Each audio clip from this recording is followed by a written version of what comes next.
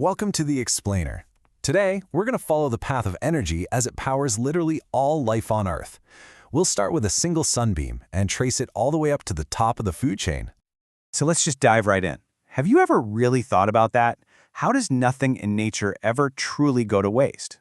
Well, it turns out it's all part of this one, single, continuous story, the story of energy.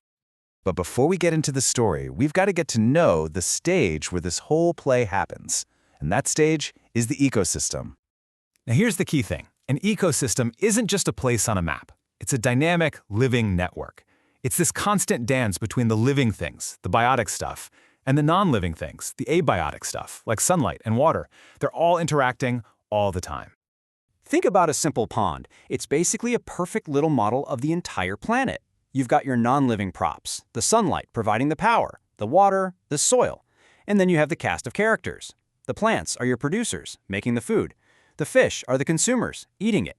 And hiding in the mud, you've got the decomposers, bacteria and fungi, just waiting to clean everything up. It's the whole show in one tiny theater. All right, so where does it all kick off? Well, our energy journey always starts in the same place, the sun. This first act is all about one thing, capturing that sunlight.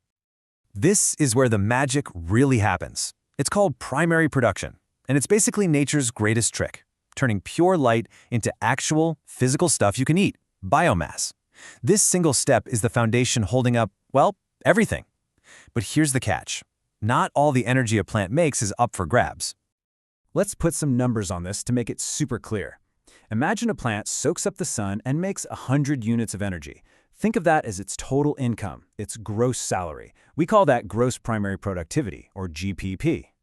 But, just like us, that plant has bills to pay. It's got costs. It has to use some of that energy just to stay alive, to grow, to function, to breathe. This is its cost of living, and biologists call it respiration loss. So after our plant uses, say, 40 units for itself, what's left over? 60 units. This is its take-home pay, the net primary productivity, or NPP. And this is the number that matters for everyone else, because it's the only energy that's actually available to get passed on when some animal comes along and eats that plant. So what happens to that take-home energy? Well, as it starts moving up the food chain, nature's tax collector shows up. And let me tell you, it's a hefty tax.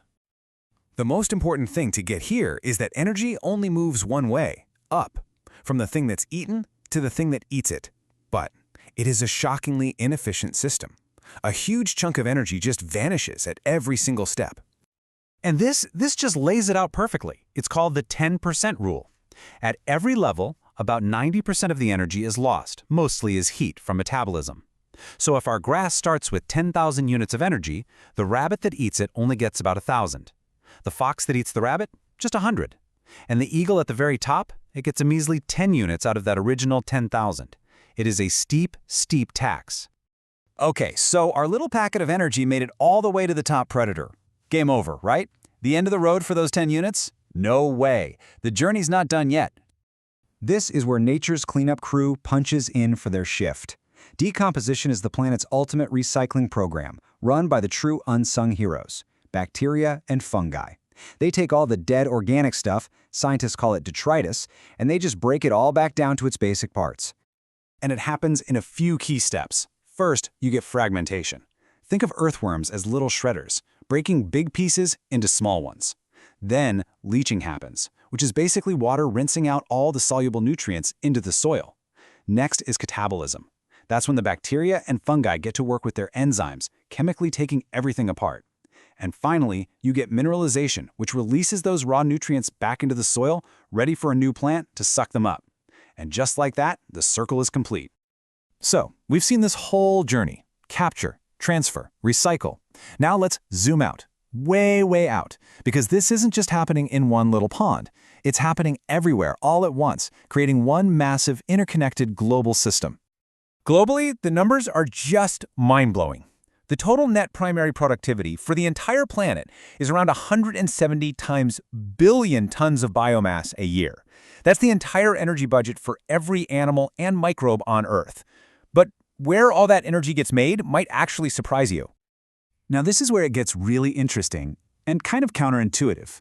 Look at this. The oceans cover over 70% of our planet, so you'd think they'd be the engine room of productivity, right? But they only account for about a third of the world's total NPP. So what gives? Why the huge disconnect? Well, it all comes back to step one of our story, capturing sunshine. The ocean is massive, for sure, but most of it is also incredibly deep and dark. Sunlight, the fuel for this whole process, can only make it through the top layer of water. That severely limits how much photosynthesis can actually happen. So when you think about it, what does that really tell us? It means the true powerhouses of our planet, the places creating most of the energy, aren't the vast open oceans, but the dense, sun-drenched ecosystems we have on land. And understanding this whole kind of inefficient journey of energy, from a sunbeam to the soil, it just shows you how incredibly vital every single link in that chain really is.